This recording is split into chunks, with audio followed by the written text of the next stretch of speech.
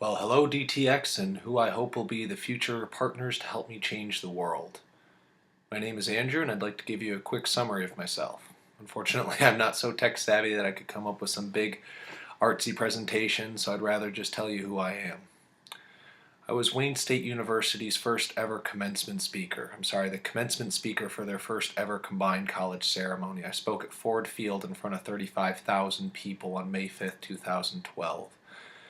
I went out to be a medical student in California, a goal that I had always wanted to achieve. When I got out there, I won't bore you with all the details, but let's just say it kicked the crap out of me, and it started in me a spiral of selfishness and pain. And what I realized was that my pain caused me to be selfish. I felt like I was on fire. I had 10 million things on my mind, 10 million things to worry about, and it really it really turned everything internal on me. It made me literally think I was stressed to the max and I had to take care of myself. I couldn't take care of anybody else. I was on fire. And what I realized was that the more selfishness I became, or the more selfish I became, the bigger my problems became. My marriage really started to go downhill. I wasn't able to function as well during school. Still passed all my classes, surprisingly. But everything went downhill the more selfish I became. And the more selfish I became, the bigger my problems became. And the bigger my problems became, the more selfish I became. And it spiraled out of control. And what I realized was that I really wanted a way to know whether or not I was being selfless, if I was reversing this trend, if I was finding a way to not focus on me but to focus on somebody else. And what I realized was that that tool didn't exist.